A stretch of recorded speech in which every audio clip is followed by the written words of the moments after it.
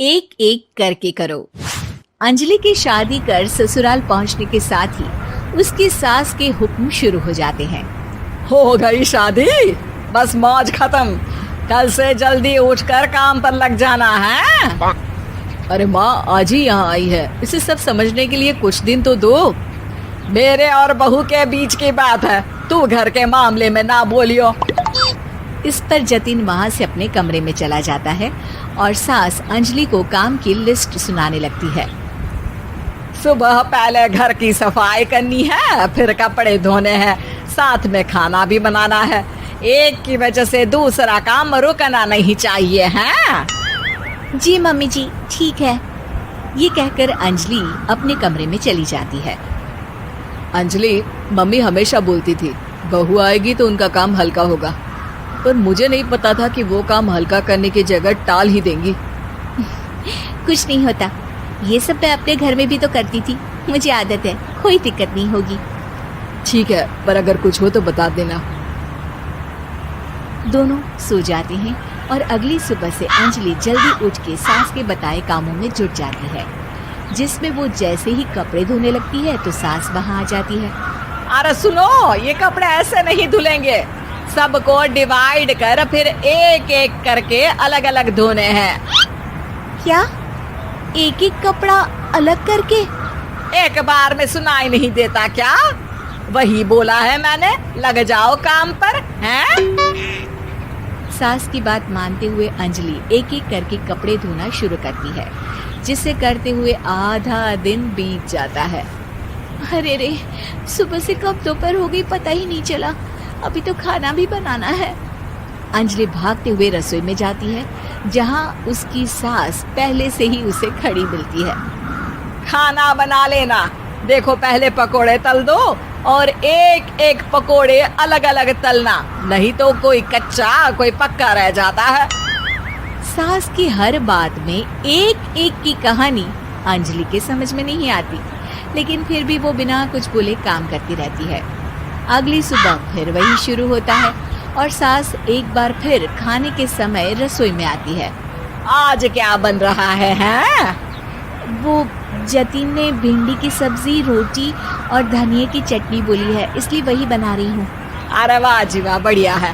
पर भिंडी एक एक करके धोना, फिर टोवेल से पोंछकर एक एक करके ही काटना, साथ ही धनिए की पत्ती भी एक एक करके ही धोना। अरे पर मम्मी जी। अरे क्या पर? सफाई का ध्यान रखना आता भी है या नहीं है?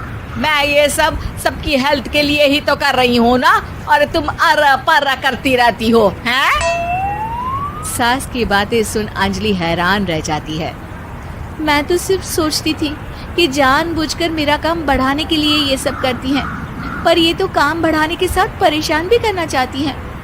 मैंने इनकी कौन सी बहस खोल दी जो इतनी दुश्मनी निकाल रही हैं? अब क्या करूं? अब अंजलि सास की बातों और हरकतों के बीच फंस जाती है। काम के लिए मना भी नहीं कर सकती, नहीं तो जाने कौन सा ड्रामा खड़ा कर दे। पर अंजलि, तुझे कुछ तो करना पड़ेगा।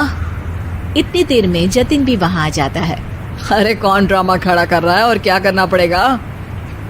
जतिन की बात सुन अंजलि सोच में पड़ जाती है।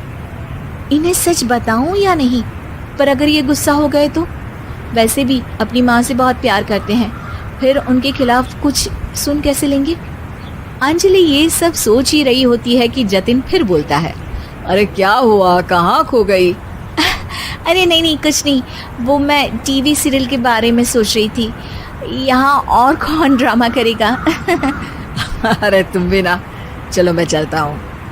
इसके बाद कुछ दिनों तक अंजलि सास को सबक सिखाने के लिए अलग अलग प्लान सोचती रहती है, पर उसे सास के एक एक करके काम करवाने की आदत बंद करने का कोई तोड़ नहीं मिलता। अगर ऐसे ही चलता रहा तो कहीं मैं एक दिन अपने सिर के बालों को भी एक एक करके सुलझना ना शुरू कर दूं। पगली हो गई है क्या? अकेले में क्या बड़बड़ किए जा रही हो? वैसे आज खाने में क्या है? आलू की सब्जी।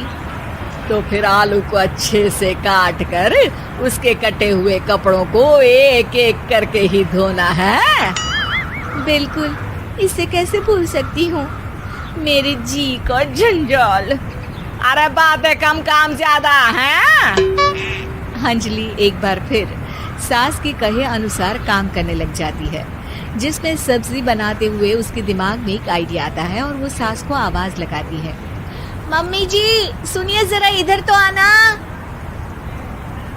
अंजलि की आवाज सुन सास रसोई में आती है। अरे क्या हुआ, क्यों गला फाड़ कर चिल्ला रही हो? कुछ नहीं, वो सुबह कपड़े धोने की जल्दी में नहाई नहीं थी और अब शाम की पूजा भी करनी है, तो आप जरा सब्जी देख लीजिए ना, तब तक मैं नहा कर आती हूँ। अंजलि सास को रसोई में छोड़कर नहाने चली जाती है। इसी तरह देखते देखते 4 घंटे बीत जाते हैं, लेकिन अंजलि बाथरूम से बाहर ही नहीं निकलती, जिसे देख सास उसे आवाज लगाती है। अरे बाथरूम में ही समाधि लगा ली क्या? यहाँ सब्जी बनकर ठंडी भी हो गई और अभी तक तेरा नहाना खत्म नहीं हुआ। मम्मी जी जैसे आप कहती हैं ना, मैं वैसे ही एक एक करके अपने बाल शैम्पू कर रही हूँ। तो अभी 3 घंटे और लगेंगे, तब तक काम और जतिन को खाना सर्व करना आप संभाल लेना। इस तरह अपने नहले पर बहू का दहला देख सास शॉक्ड रह जाती है, जिसके बाद से घर में एक एक करके करने का आलाप बंद हो जाता है।